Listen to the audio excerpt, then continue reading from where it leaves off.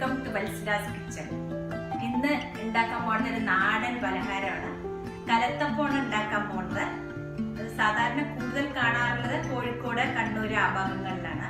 അതിന് വേണ്ട ഇൻഗ്രീഡിയൻസ് ഞാൻ പറയാം. 1 കപ്പ് പച്ചരി 2 മണിക്കൂർ കുതിർത്തിയ ശേഷം വേണം അരയ്ക്കാൻ. ഇതിൽ 2 ടേബിൾ സ്പൂൺ ചോറ് എടുത്തിട്ടുണ്ട്. വെല്ലം ഇത് വലിയ അച്ചായതുകൊണ്ട് 2 അച്ച് 4 അച്ച് എടുക്കണം സാധാരണ എടുക്കുകയാണെങ്കിൽ.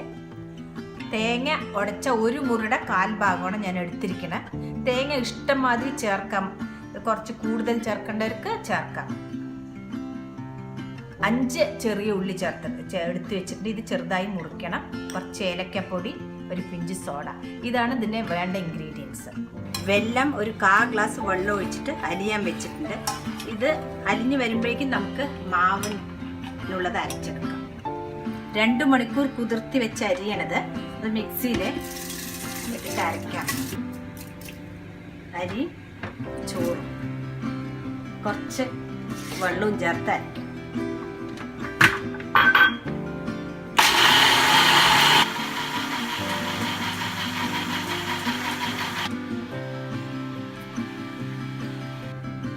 മാവ് നല്ല ഫൈൻ പേസ്റ്റ് ആയിട്ടുണ്ട്. നല്ലോണം അരയണ അരി.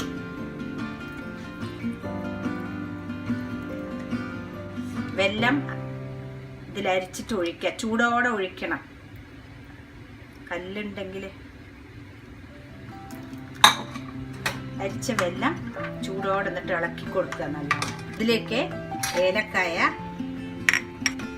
സോഡ, ബേക്കിംഗ് സോഡ, കുറച്ച് ഉപ്പൊരു ചെറിയ മധുരത്തിൻ്റെ കൂടെ ടേസ്റ്റിന് വേണ്ടി ആഡ് ചെയ്യണതാണ് നമ്മൾ.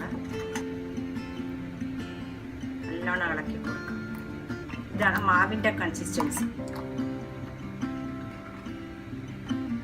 ഇതൊരു 10 മിനിറ്റ് വെച്ച ശേഷം നമുക്ക് കുക്കറിലേക്ക് ഒഴിച്ചു കൊടുക്കാം. ഇനി വറുത്തിടാനുള്ള സാധനങ്ങൾ നോക്കാം. വറുത്തിടാൻ വേണ്ടി 2 സ്പൂൺ വെളിച്ചെണ്ണ ഒഴിച്ചു കൊടുത്തിട്ടുണ്ട്. തേങ്ങ ആദ്യം വറുത്തെടുക്കാം. തേങ്ങ ഒരു ചെറിയ ബ്രൗൺ കളർ ആവണ വരെ വറുക്കണം. ഇതിലേക്ക് ഉള്ളി ഇട്ട് കൊടുക്കാം.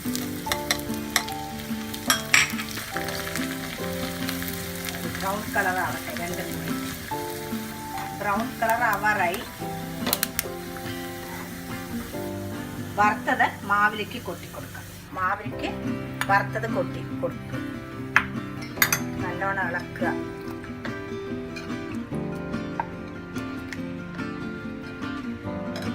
നമുക്കൊരു കുക്കർ വെച്ചിട്ടുണ്ട്. കുക്കറിലേക്ക് 1 സ്പൂണ് നെയ്യ്. ഇങ്ങനെ ചിറ്റണത് പറ്റാതിരിക്കാൻ വേണ്ടിയിട്ടാണ്.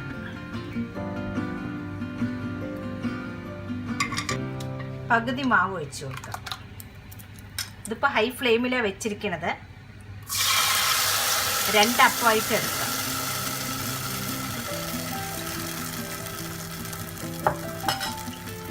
സൈഡൊന്ന് കുറച്ച് മൊരിയണ വരെ ഹൈ ഫ്ലെയിമിലിരിക്കട്ടെ.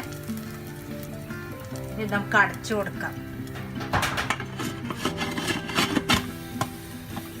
വെയിറ്റ് വെക്കണ്ട. കുക്കറിന് കുറേശ്ശെ ആവി വരുന്നുണ്ട്. 5 മിനിറ്റായി. നമുക്കൊന്ന് തുറന്ന് നോക്കാം വെന്തിട്ടുണ്ടോ ആയിട്ടുണ്ടോ. ഒന്ന് വെച്ച് കുത്തി നോക്കാം. നല്ലോണം വെന്തിട്ടുണ്ട്.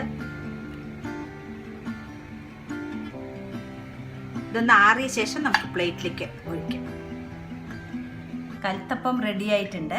നമുക്കത് പ്ലേറ്റിലേക്ക് മാറ്റാം. പ്ലേറ്റിലേക്ക്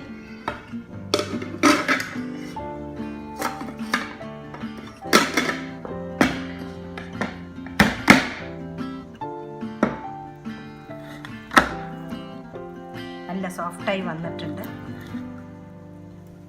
2ാമത്തെ അപ്പവും റെഡി ആയിട്ടുണ്ട്. നമുക്കിത് പ്ലേറ്റിലേക്ക് മാറ്റാം. കലത്തപ്പം വളരെ സോഫ്റ്റായി വന്നിട്ടുണ്ട്. നോക്കൂ, നിങ്ങളെല്ലാവരും ഇത് ട്രൈ ചെയ്ത് നോക്കണം. വളരെ എളുപ്പത്തിൽ ഉണ്ടാക്കി കഴിഞ്ഞു. ഒരു 10 മിനിറ്റോളം വെച്ചിട്ടുണ്ട് ഓരോരോ അപ്പത്തിനും.